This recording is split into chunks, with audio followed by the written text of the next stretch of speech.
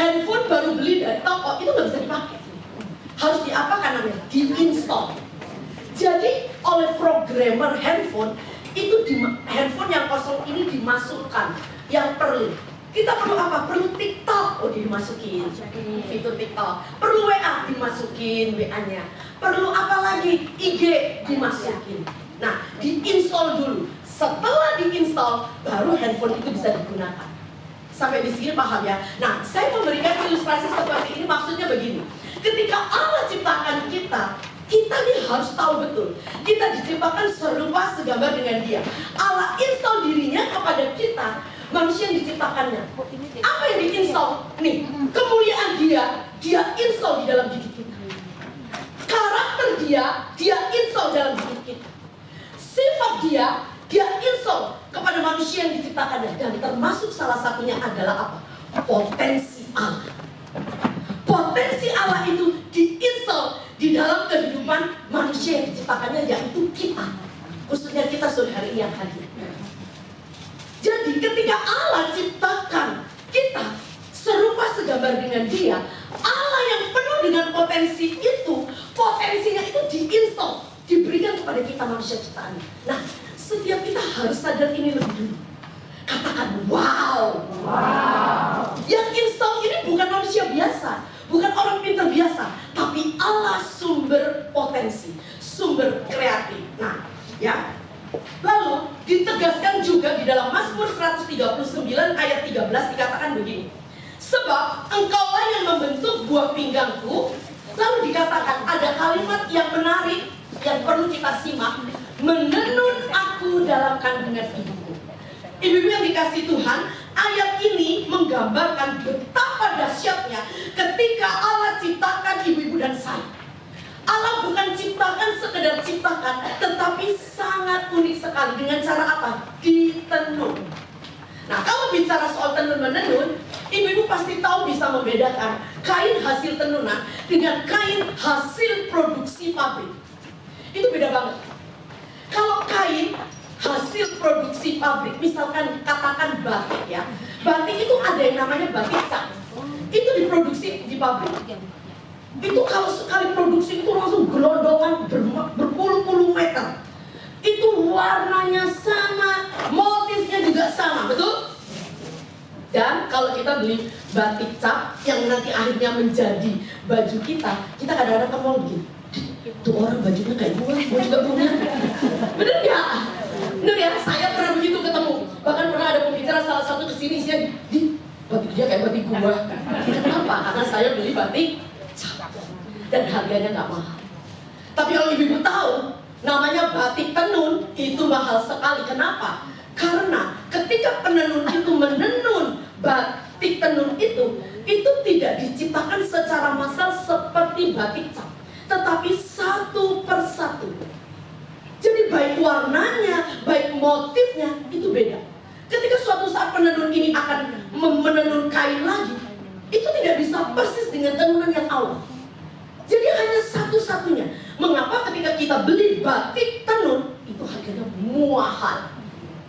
Karena nggak ada yang bisa sama. Kita pakai itu cuma kita satu-satunya. Kalaupun ada tuh mirip tapi nggak bisa persis. Nah, Pemazmur berkata ketika Allah menciptakan kita, Allah itu menenun kita. Artinya apa? Ketika Tuhan ciptakan kita dengan cara menenun, artinya setiap kita ini unik. Katakan unik. Unik, bukan aneh. Kalau aneh itu ada gini. Tapi unik, ya, unik. Setiap kita ini unik, artinya apa? Kalau unik itu nggak ada yang sama seperti diri kita. Katakan amin. Ibu, kita sama-sama diciptakan punya kulit, tapi sidik jari kita beda, retina mata kita beda, jumlah rambut kita ini juga beda. Nggak percaya? Itu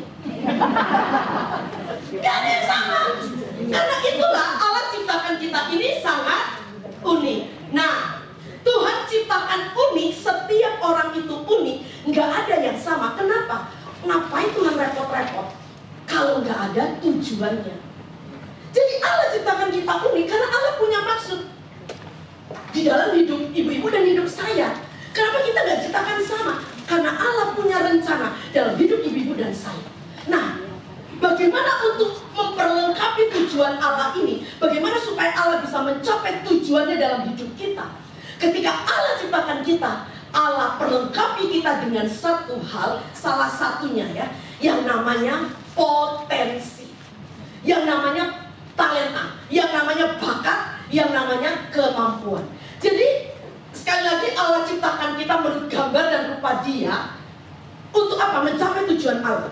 Bagaimana supaya rencana Allah ini tercapai? Allah perlengkapi kita ketika Dia menciptakan kita dengan yang namanya potensi. Supaya apa? Tujuan Allah itu tercapai dalam hidup kita. Nah, kok yang namanya potensi, bakat, kemampuan itu setiap orang tuh nggak sama. Udah dari sononya nggak sama, ya, nggak sama. Itu datang secara alamiah. Kenapa? Karena ya itu Allah ciptakan kita unik, satu dengan yang lainnya tidak ada yang sama. Jadi sudah dari sononya. Oke. Bicara soal potensi, ya. Potensi ini adalah kemampuan yang belum tersingkap dalam diri kita. Kemampuan yang masih tersembunyi. Kekuatan yang belum dimanfaatkan, yang masih terpendam, itu potensi, ya. Bakat yang tersembunyi, apa yang dapat kita kerjakan namun belum dikerjakan, itu potensi. Ibu-ibu ingat pada waktu kita COVID. Waktu COVID kita tuh nggak bisa kemana-mana, kita ada di dalam rumah, betul ya? Nggak apa-apa. Lalu tiba-tiba ibu-ibu yang nggak pernah masak tiba-tiba bisa open PO. Bener nggak? Yang biasanya nggak bisa jualan, tiba-tiba jualan. Yang nggak bisa masak, bikin kue, itu tiba-tiba bisa masak. Mengapa? Karena ternyata potensi yang sebenarnya sudah ada dalam diri dia itu selama ini terpendam, belum dimanfaatkan, betul ya? Saya ingat waktu COVID itu kan nggak ada kerjaan saya. Loh, saya kan biasanya kelayapan kemana-mana mobile, nggak ada kerjaan. Buka YouTube, buka apa? Saya sampai bisa bikin puding. Itu sebuah pencapaian buat saya. Tapi sekarang kalau disuruh bikin lagi, nggak bisa. Lali. Karena apa? Tidak dikembangkan. Nah, tapi yang ingin saya garis bawahi begini. Sebenarnya setiap kita itu sekali lagi punya potensi, punya bakat tersembunyi. Karena memang itu Allah berikan ketika Dia ciptakan kita. Oke ya? Nah, potensi yang Allah sudah berikan, perlengkapi di dalam hidup kita, itu harus digunakan. Mengapa? Karena kalau kita tidak menggunakannya, maka kita akan kehilangan hal tersebut. Contoh kayak saya tadi bilang, dulu waktu COVID saya bisa bikin puding, lumayan lah ya. Nggak sampai orang makan semuntah, enggak. Enak lah, lumayan lah ya gitu. Tapi karena saya tidak menggunakannya, sekarang saya lupa. Saya nggak tahu gimana lagi resep untuk apa, udah takaran saya lupa. Jadi potensi itu harus kita gunakan. Ketika kita tidak akan pernah tahu seberapa besar potensi dalam diri kita kalau kita tidak pernah menggunakannya. Saya baru tahu kalau saya ternyata bisa bikin puding saat apa? Saat saya menggunakan potensi saya. Nah, jadi ada begitu banyak potensi yang sebenarnya terpendam yang kita punya tapi belum dimaksimalkan. Sore hari ini kita tahu motto WBI kita adalah Love God by Serving Others. Tidak ada satu orang pun yang Tuhan ciptakan hanya sekedar menjadi jemaat, tetapi setiap kita harus melayani. Katakan amin. Amin. Oh, amin. Ya. Mengapa kita melayani? Karena kita sadar pemberian Allah yang terlalu besar untuk hidup kita. Dia Allah yang sudah mengasihi kita terlebih dahulu. Dia Allah yang sudah melayani kita terlebih dahulu. Jadi buat saya, buat ibu-ibu, tidak ada alasan untuk tidak melayani Allah yang begitu baik untuk hidup kita. Amin. Nah, jadi kita ingin supaya setiap kita memaksimalkan potensi kita sehingga motto ini bisa terlaksana. Love God by Serving Others. Karena kita mengasihi Tuhan, maka kita melayani sesama kita. Ada 3 tahapan bagaimana kita bisa memaksimalkan potensi kita. Ada 3 hal. Nah, yang pertama, temukan potensi kita. Temukan potensi. The potential is in you. Katakan bersama-sama begini. Potensi ada dalam diri saya. Lebih kencang, potensi ada dalam diri saya. Bilang ke kanan kita, potensi ada dalam diri kamu. Nah,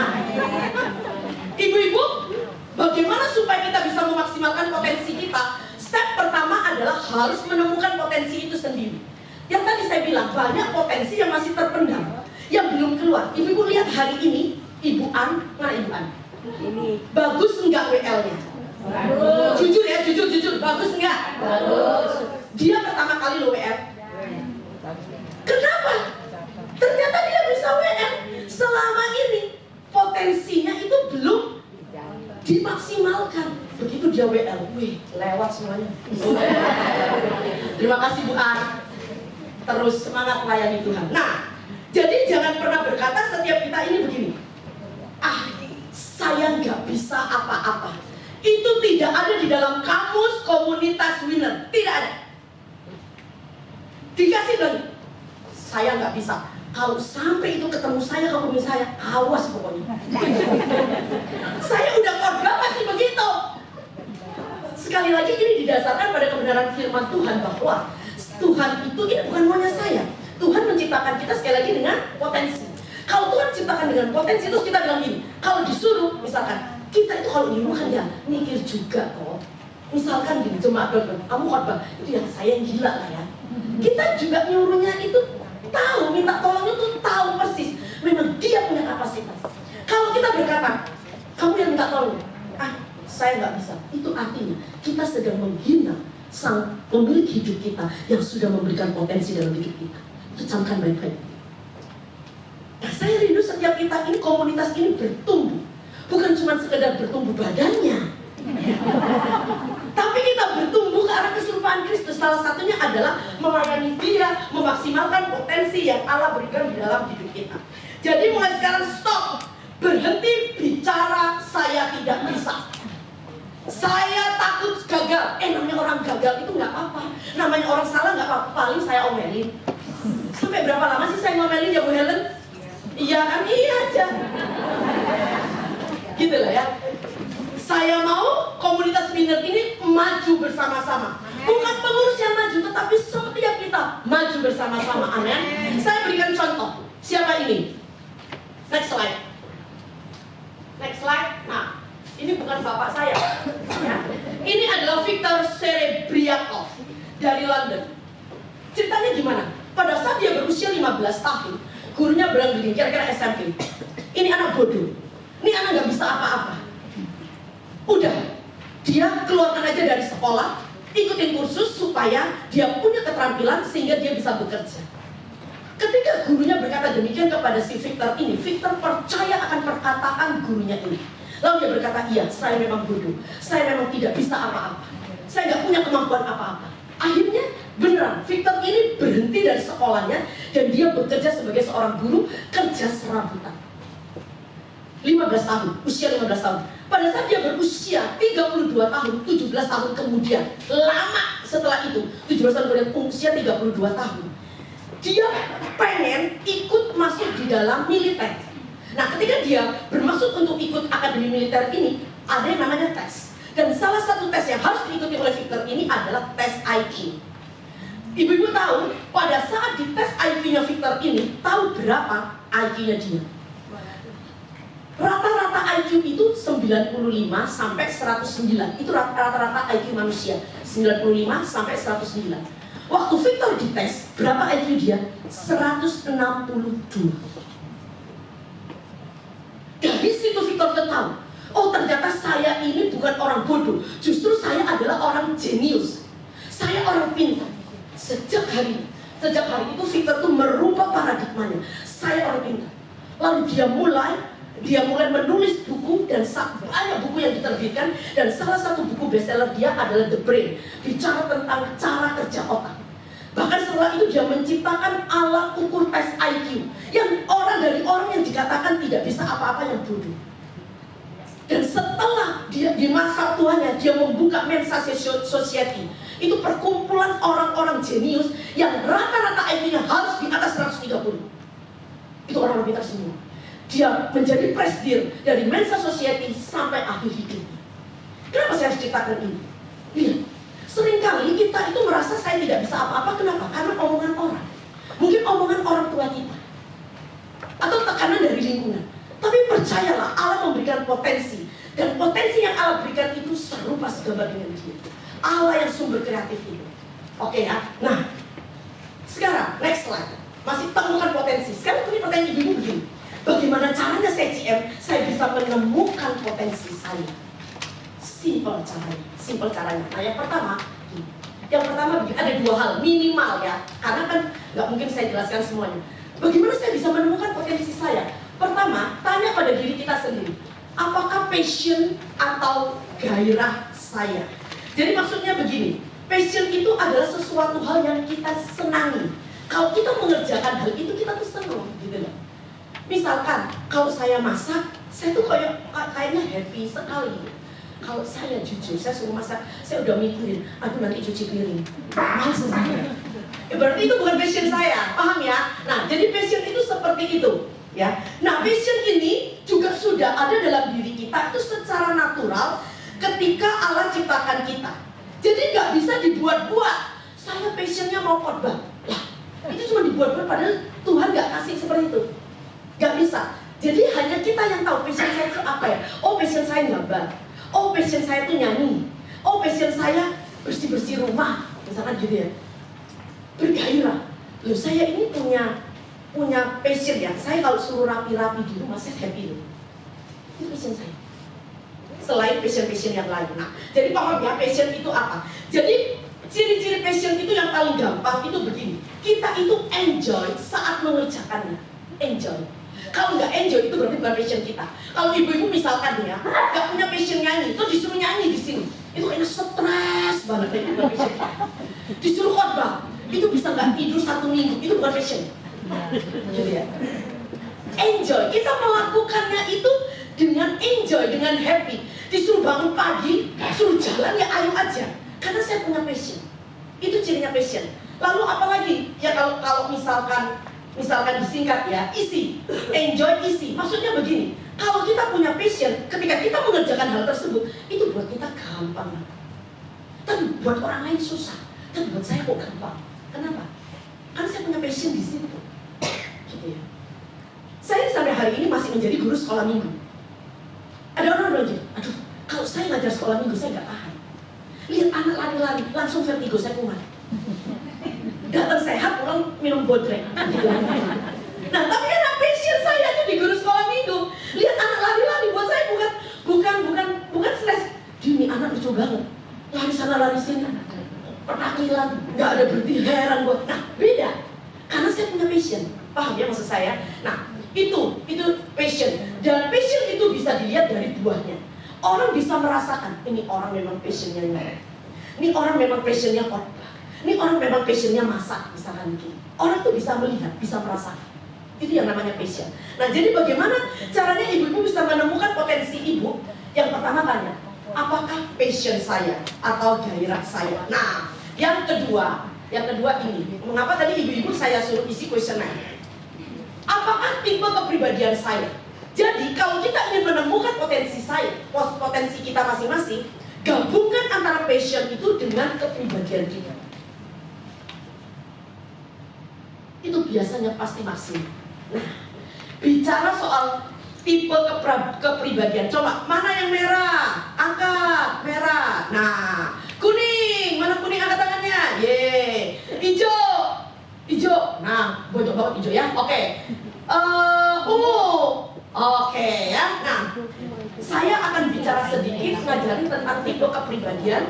Tujuannya supaya begini, selain kita bisa menemukan potensi kita juga bisa beradaptasi dengan orang lain yang warnanya berbeda dengan kita.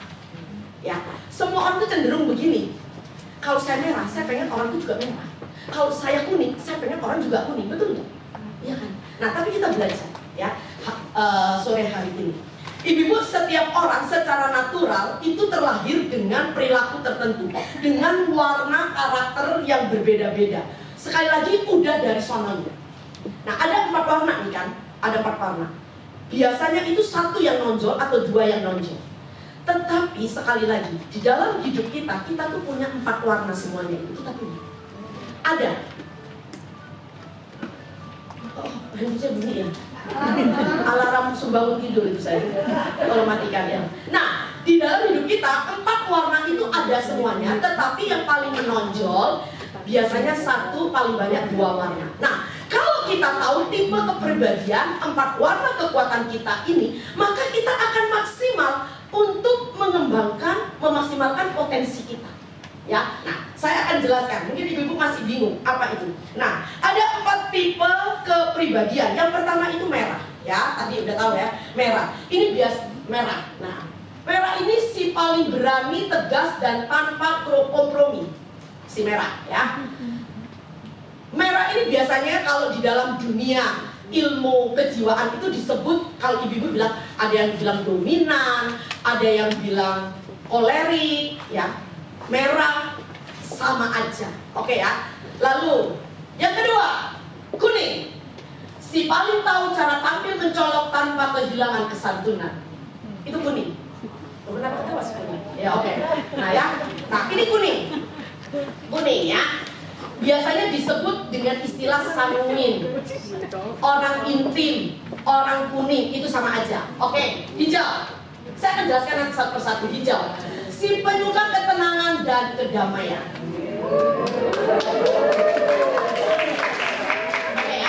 Hijau, ya itu. Nah biasanya disebut orang stabil, ya, orang stabil, orang flegmatis, ya. Hijau, orang hijau. Lalu ada satu lagi yang terakhir, orang ungu. Si paling bijaksana dan selalu memikirkan langkah berikutnya dengan matang. Itu ungu, ya, ungu, ya, ungu. Nah ini biasanya disebut melankolis atau ya melankolis atau ungu. Nah, saya mau jelaskan begini, ibu-ibu lihat dari 4 warna ini tadi yang saya sebutkan itu adalah kekuatan masing-masing warna. Setiap warna selain punya kekuatan, dia juga punya kekurangan. Tapi hari ini karena saya bicara tentang potensi, saya nggak bahas dulu karena waktu juga. Saya nggak bahas tentang kekurangan, tetapi saya akan bahas kekuatan masing-masing warna supaya ibu-ibu bisa menggali potensi yang ada di dalam diri ibu-ibu. Oke ya, siap. Balik lagi slide-nya dari yang merah. Saya mau bahas yang merah. Nah, oke. Merah. Si paling berani, tegas, dan tanpa kompromi. Kalau ibu-ibu lihat warna baju saya, sudah ketahuan saya ini warna apa. Dari cara saya begini, saya sudah ketahuan merah. Oke. Nah, berdasarkan penelitian, gini, orang merah itu, saya kasih tahu, orang merah itu hanya 3% di seluruh dunia. Dan terbukti, hari ini ketika kita bikin kuesioner, lihat nih, cuma 3 ekor. Ya, memang seluruh dunia merah itu hanya 3%. Jadi orang merah itu perlu dilestarikan, ya, karena jarang sekali. Nah, saya mau bahas tentang merah, kekuatan merah. Merah itu kelihatannya marah. Ibu mau lihat saya, jadi ngapain kamu ke saya itu nggak marah. Saya berkali-kali saya selalu ujung saya kasih tahu saya nggak marah. Tapi memang itulah si marah, kelihatannya marah, tetapi sebenarnya bergairah. Itu merah. Itu merah. Nah, jadi gini, mengapa saya harus jelaskan seperti ini? Supaya ketika kita berkomunitas, ketika kita melayani, ketika kita ada di dalam konser, kita bisa saling tahu satu dengan yang lain, sehingga kita bisa beradaptasi dengan warna yang lain. Ya, oke. Selain kita menemukan potensi kita. Oke. Nah, merah ini aktif. Orangnya aktif, ya. Fokus merah ini biasa pada tugas. Ya. Fokusnya pada tugas, job oriented, bukan pada orang merah ini. Tugas pada. Jadi orang merah ini gak bisa lihat orang nganggur. Ya, seneng banget kerja. Orang merah ini yang penting tugas eksekusi selesai. Itu orang merah. Nah, jadi kalau lihat orang lelet, orang merah ini gergetan. Itu udah rambut udah berdiri semua, gitu ya. Nah, jadi kalau orang merah kasih instruksi, terus lelet orang yang ngerjainnya, biasanya orang merah itu akan dikerjain sendiri. Dia akan sendiri. Itu orang merah, ya, nggak sabaran, ya. Nah, saya mau kasih tahu, orang merah itu memang terlahir seperti itu. Terlahir seperti itu, ya. Nah, apa kekuatan orang merah? Supaya orang merah ini tahu potensinya. Kemauannya tuh keras, pendiriannya tuh teguh, gigih. Ibu-ibu pernah dikasih tugas sama orang merah, kasih tugas, kerjain ya, terus dia kerjain. Terus orang merah tuh santai, oh dia nggak sudah, nggak ada itu cinta. Nggak dikerjain pagi ditagih, nggak dikerjain siang ditagih lagi, belum dikerjain malam ditagih lagi. Itu orang merah. Bukan cuma dikejar, digentayangin.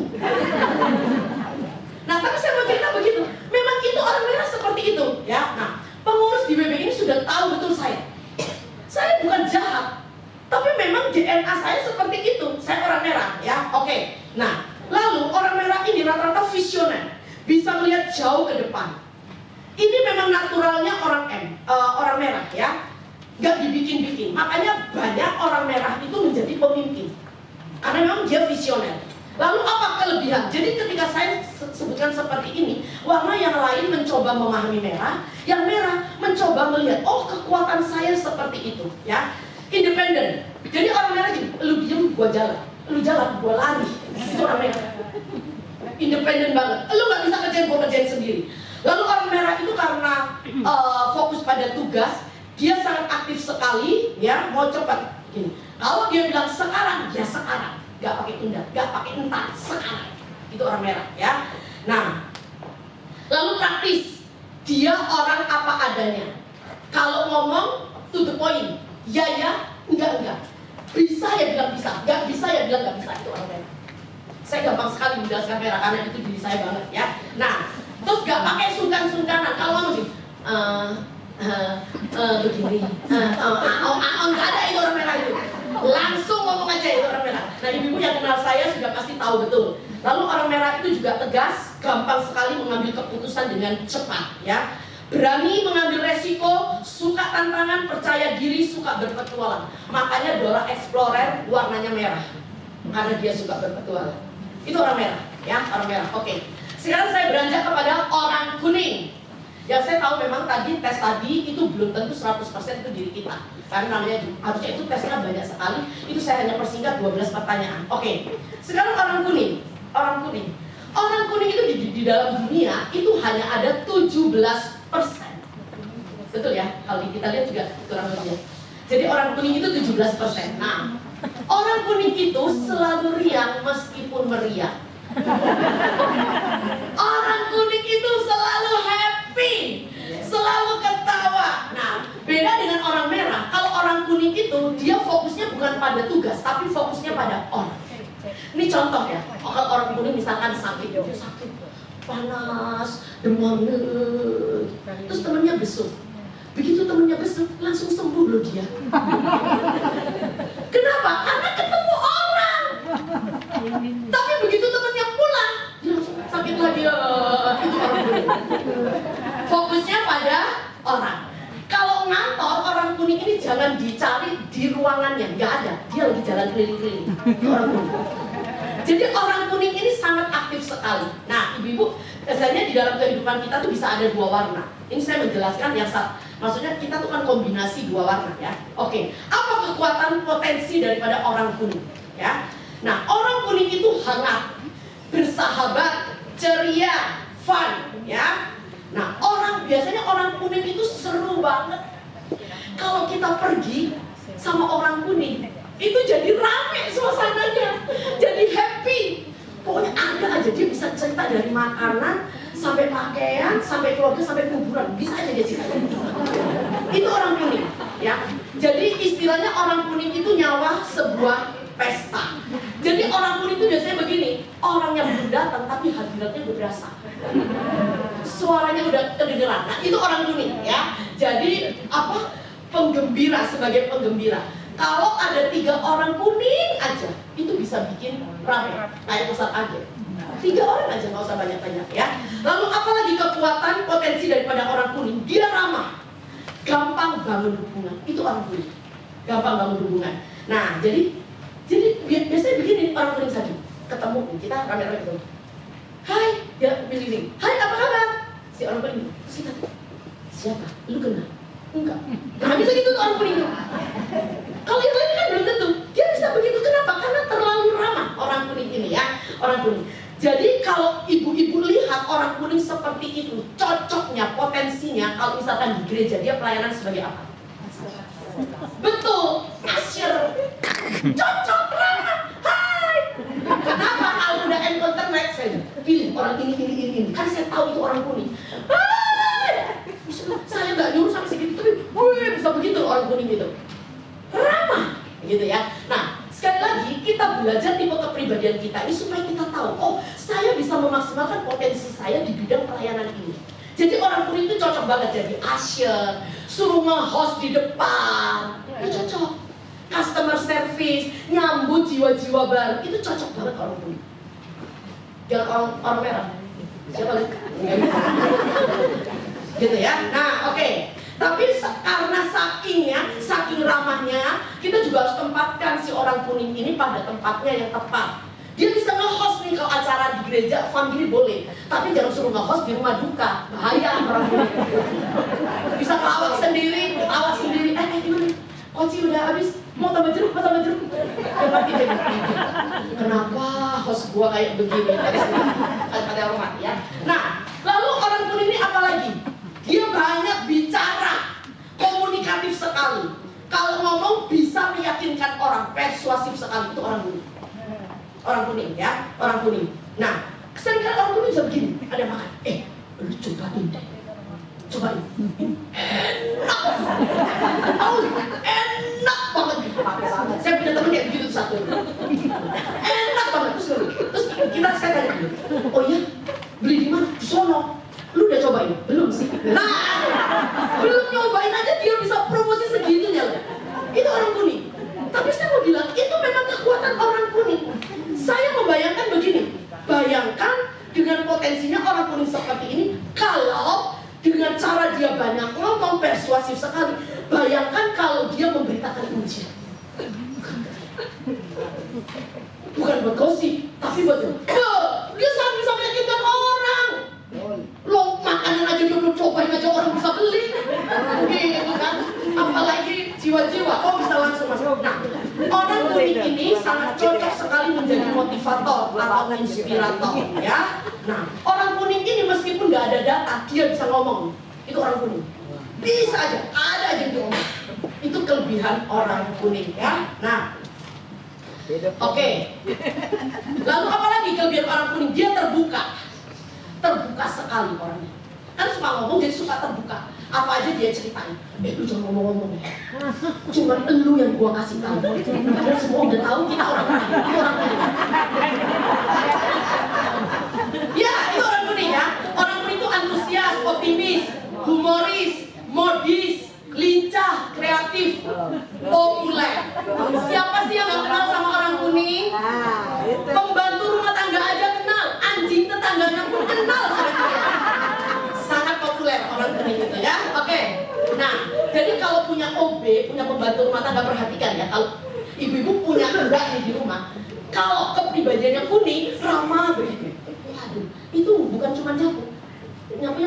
Nyapain orang, hey, ini sorry, gue lagi nyapu nih, itu orang kuning gitu ya. Tapi kita itu kalau bisa ngerti kepribadian orang, kenapa dia begitu?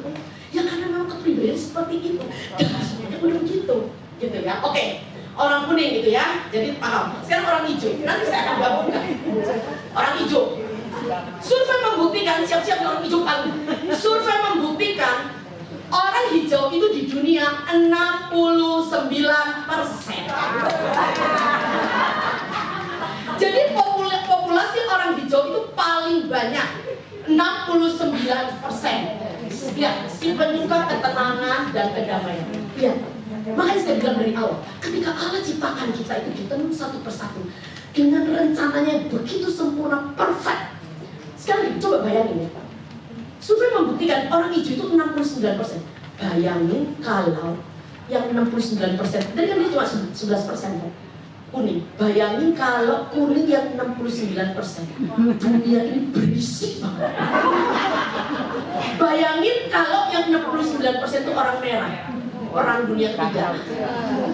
Makanya Tuhan itu, saya tuh ingin begini, menunjukkan kepada ibu-ibu, Tuhan itu nggak cuma sekedar lu jadi orang umum, lu jadi orang merah, lu jadi enggak. Tuhan punya maksud. 69% Tuhan ciptakan orang hijau. Mengapa? Karena orang hijau itu ya cinta damai. Jadi tipe orang hijau tuh begini, terslow, tetap slow, sangat slow, dan sungguh slow. Itu orang hijau. Jujur, orang merah tidak cocok dengan orang hijau. Orang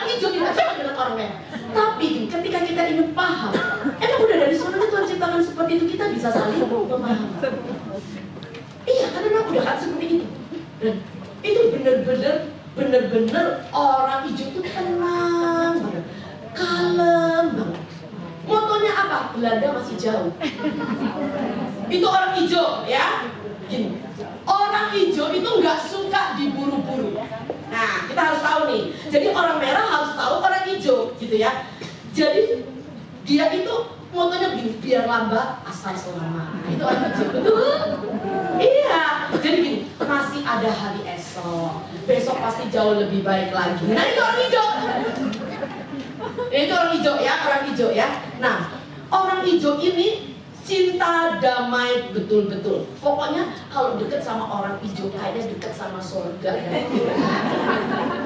Cinta damai banget orang hijau ya. Nah, jadi orang hijau ini senang kebersamaan, together is better. Gitu sih kata si orang hijau ya.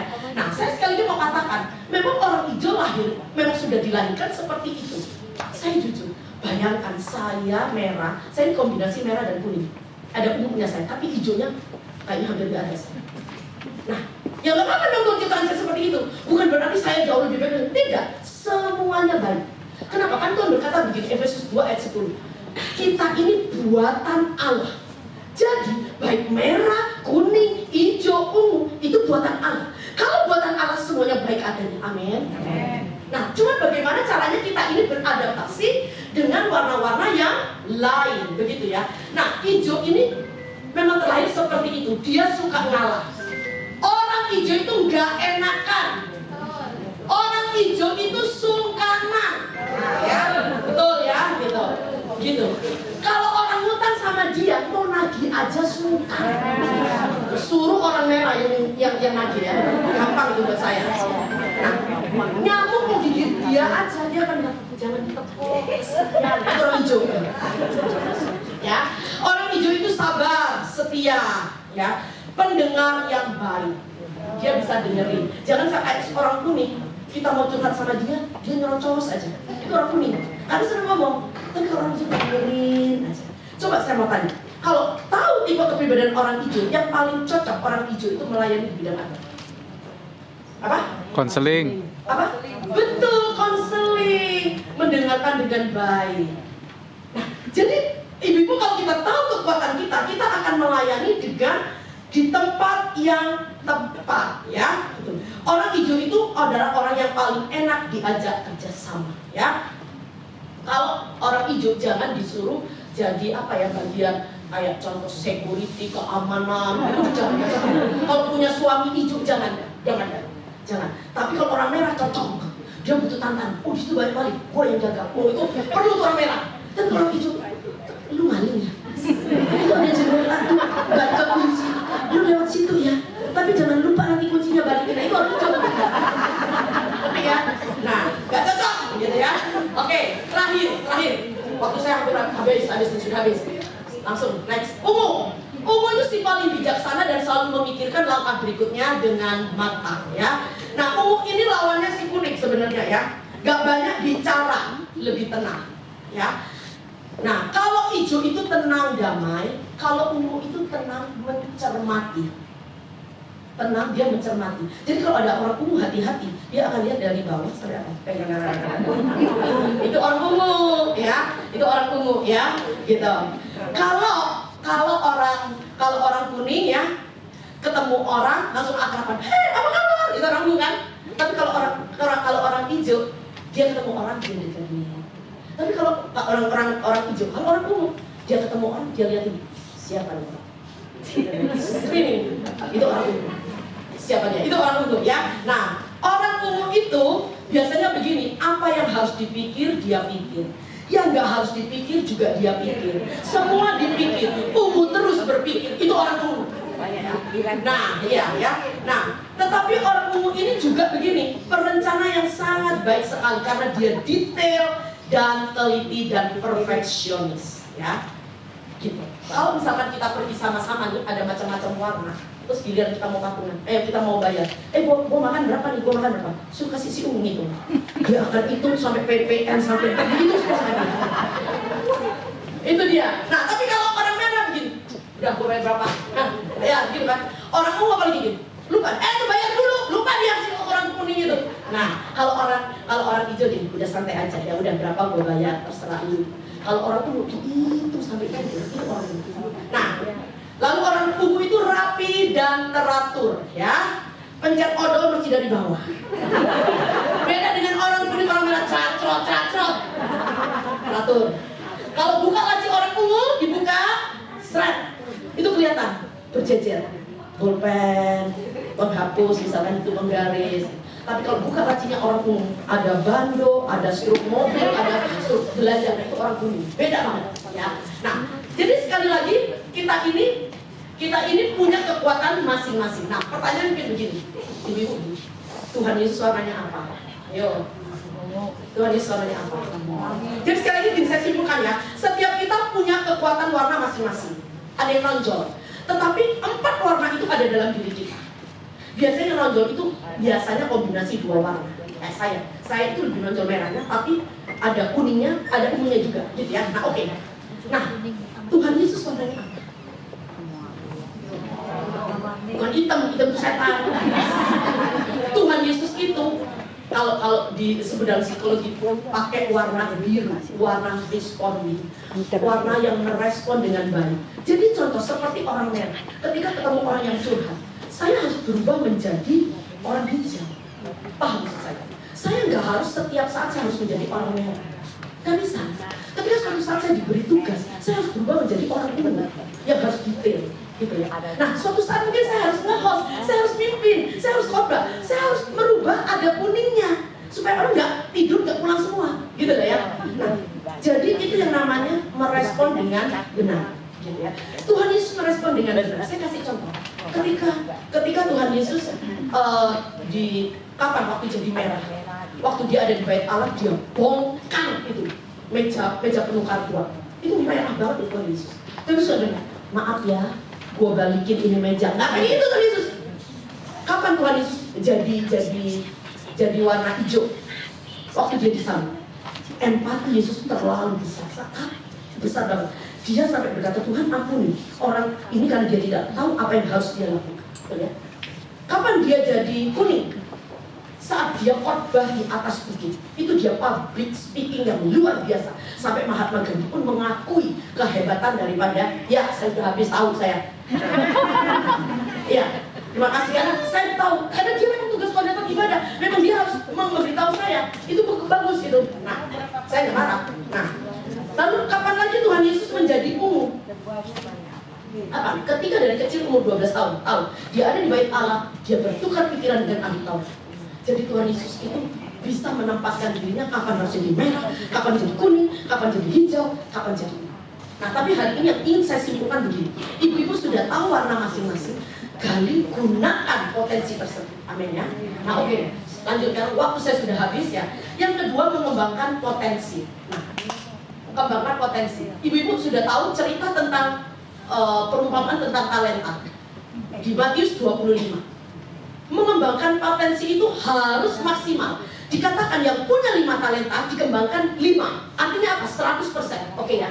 Yang dikasih 2 talenta dikembangkan menjadi 4. Artinya 100%. Kalau dikasih 10 harus jadi berapa?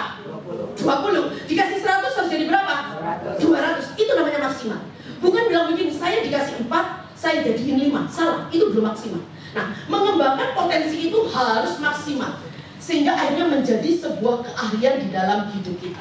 Nah, ibu-ibu bicara tentang talenta. 1 talenta hari itu adalah 6.000 dinar. Sedangkan upah pekerja hari itu 1 dinar 1 hari. Percayalah pada saya, kalau dihitung untuk bisa mendapatkan 6.000 dinar itu orang harus bekerja selama 20 tahun. Artinya ketika Tuhan kasih 1 talenta kepada, di dalam perumpamaan talenta itu artinya apa yang Tuhan taruh atas hidup orang itu baru 1 talenta. Itu suatu hal yang sangat mahal sekali. Karena untuk bisa mendapatkan 1 talenta, orang harus bekerja selama 20 tahun. Bayangkan kalau jadi kasih 5 talenta. Jadi saya ingin berkata begini, apa yang Tuhan taruh atas hidup ibu-ibu itu sangat luar biasa, sangat mahal sekali. Jadi harus betul-betul dikembangkan. Oke, saya nggak bisa panjang lebar ya. Next slide ya. Contoh ada banyak ya, KFC. Next slide lagi, McDonald. Next slide. Nanti saya bisa main Ibu Martina. Jadi maksudnya apa? Mengembangkan talenta itu. Kalau kita sudah tahu, kita menemukan talenta kita kembangkan. Kita spesifik belajar di potensi yang sudah Allah titipkan kepada kita. Kita terus belajar. Karena ketika kita berhenti belajar, maka sesungguhnya kita sedang berhenti untuk bertumbuh. Makanya saya nggak suka kalau ada ibu yang berkata, saya tidak bisa. Karena tidak mungkin. Karena talenta yang Tuhan berikan itu harus dikembangkan. Oke, yang terakhir, setelah kita temukan, ya, kita kembangkan, kita harus salurkan potensi itu. Potensi itu bukan hanya untuk diri kita sendiri, tetapi untuk Tuhan dan untuk melayani orang lain. Sehingga akhirnya apa? Kita menjadi woman of impact. Hidup kita sebagai wanita ini berdampak bagi keluarga kita, bagi gereja, dan bagi banyak orang. Nah, saya rindu supaya apa yang saya korbankan ini saya keluar terus dari hati saya. Saya rindu setiap kita jemaat PBI di tempat ini betul-betul bisa memaksimalkan potensinya, melayani Tuhan dengan potensi yang Tuhan sudah berikan di dalam hidup kita masing-masing. Amin. Buat kebenaran firman Tuhan, mari kita tundukkan kepala. Bapa di surga, terima kasih untuk kebenaran firman-Mu sore hari ini. Ampuni kami kalau selama ini kami belum mengerti, kami tidak mengerti bahwa Allah sudah menaruh potensi yang luar biasa di dalam hidup kami.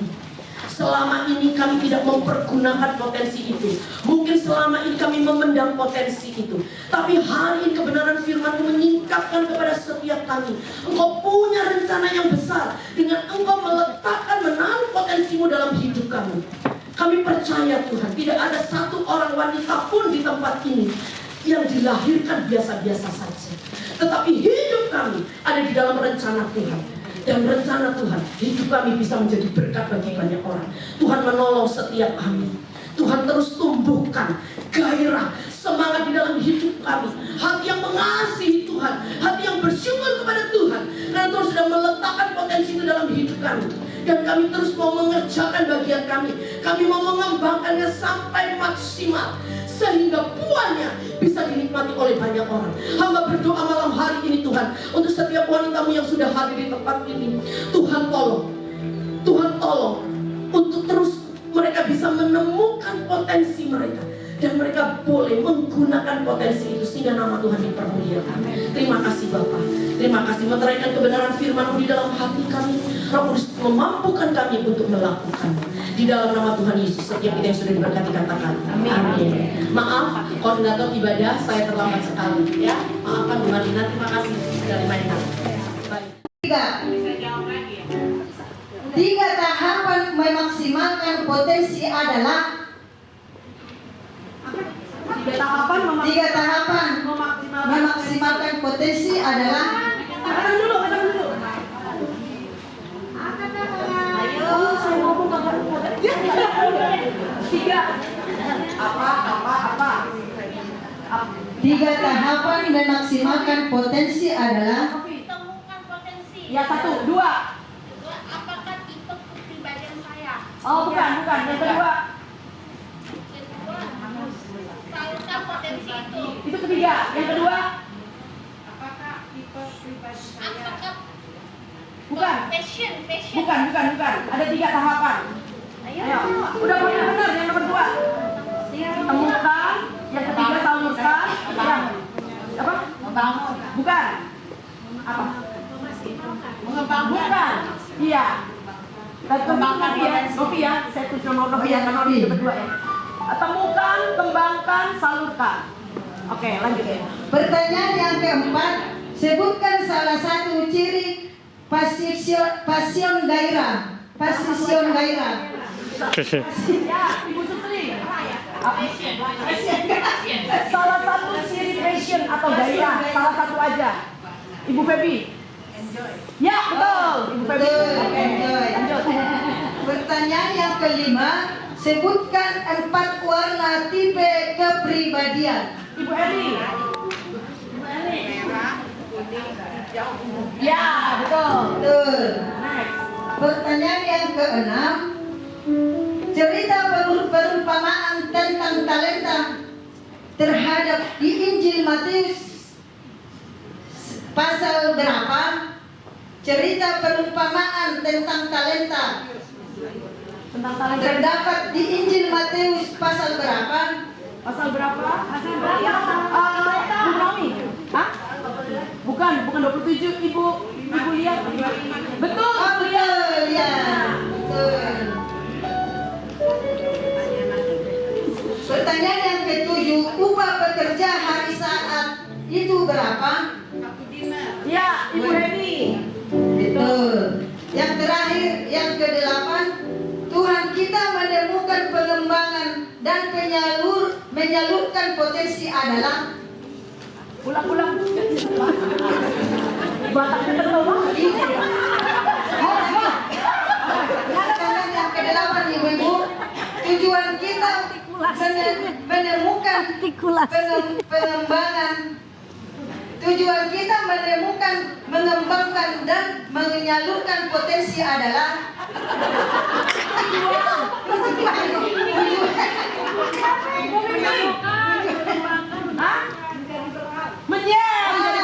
Oke. Udah selesai. Nah. Udah. Oke. Kini saatnya kocok ibu-ibu. Siapa yang pemenangnya?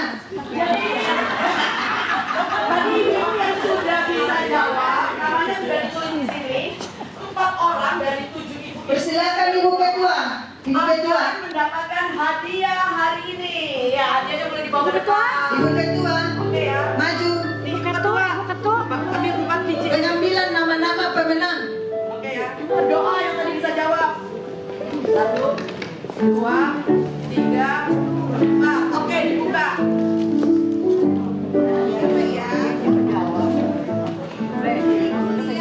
Ibu Lia. Wah, Ibu Lia.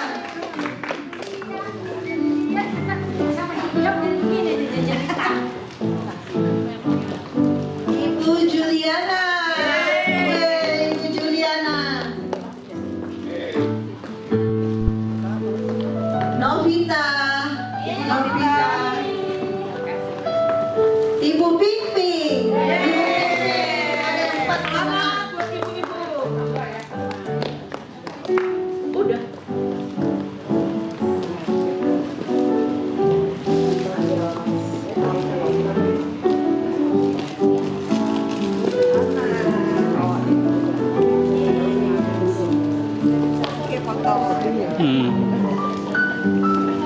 Tiga, dua, satu. Oke. Oke. Terima kasih.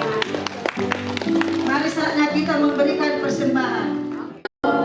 Apakah kita semua diberkati oleh firman Tuhan sore ini? Amin. Saya juga. Terima kasih kepada Ibu Pendeta Muhatia, Ibu Martalin. Saya mau menyapa apakah ada ibu-ibu yang baru pertama kali hadir? Nah, tidak ada ya. Seperti biasa, rekan-rekan yang setia. Bagi ibu-ibu yang belum tergabung dan belum tertanam di kelompok sel, silakan menghubungi Ibu Kiau untuk tahu kemana bisa ikut komsel. Pengumuman berikutnya, training worship leader di WBI Citra 1 yang semula akan diadakan pada hari ini diundur ke tanggal 23 Juni jam 7 malam setelah ibadah WBI, akan dilayani oleh Pendeta Pratama Yosua Mahardika. Berikutnya, Winners Morning Prayer diadakan setiap Sabtu pagi jam 5.30 sampai jam 6.30 pagi. Kami mengundang ibu-ibu, khususnya pelayan Tuhan yang akan melayani di Selasa berikutnya. Teman-teman jangan khawatir untuk ikut doa pagi, itu menyenangkan, hadir di dalam hadirat Tuhan. Dan jangan khawatir disuruh ikut berdoa, tidak akan ditunjuk. Kita menikmati hadirat Tuhan bersama-sama. Berikutnya untuk ibadah WBI yang berikutnya di tanggal 9 Juni, Encounter Night, akan dilayani oleh Pastor Evelyn Nadea. Ibu-ibu silakan ajak teman, sahabat, tetangga yang mungkin memerlukan satu harapan di dalam diri untuk pengenalan akan Tuhan lebih baik lagi. Ya. Kemudian acara yang setiap tahun diadakan di Winners itu adalah Winners Camp dengan tema All Things New yang akan diadakan pada tanggal 3 November, 3 dan 4 November pada hari Selasa dan Rabu yang akan bertempat di Bogor. Biaya pendaftaran hanya Rp500.000. Itu sudah harga bersubsidi, sudah termasuk akomodasi, transportasi, acara konsumsi, 3 kali makan, 2 kali snack. Tetapi yang paling penting adalah meal, makanan yang berpotensi tinggi. Iman firman Tuhan buat kita semua, penguatan bagi hidup kita. Amin. Ibu-ibu, kalau merasa berat dengan 500.000, bisa dimulai mencicil dari sekarang.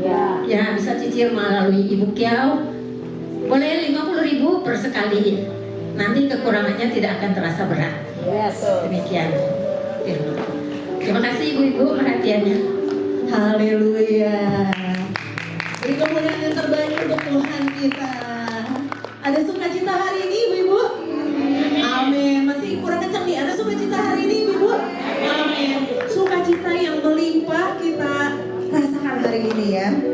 Sekarang saya mau menyambut ibu-ibu yang berulang tahun di bulan, ini bulan apa? Juni. Berarti di bulan Mei. Ibu-ibu yang berulang tahun di bulan Mei silakan maju ke depan. Kalau di contekan saya ada Susanti, Alin, Anita, Kristi, Mary, Yukshu, Okim, Xiongho, Susli, RR Susli. Ayo maju ke depan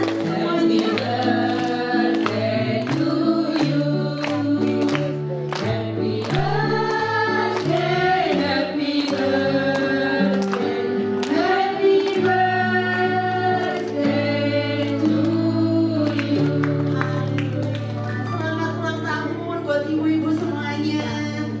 Doa yang terbaik untuk ibu-ibu semuanya. Apakah ada yang berulang tahun di bulan Mei tapi belum dipanggil namanya? Angkat tangannya kecil aja mungkin. Aku lihat dari atas. Oh nggak ada ya. Oke, sama-sama kita tiup lilinnya ya. Tiup lilinnya sekarang juga, sekarang juga, sekarang juga. Dinyalain dulu. Tante ini matiin. Sama-sama dong kita tiup lilinnya ya. Tunggu dulu teman-temannya nih. Oke, kita hitung sama-sama ya dari hitungan ketiga. 3, 2, 1.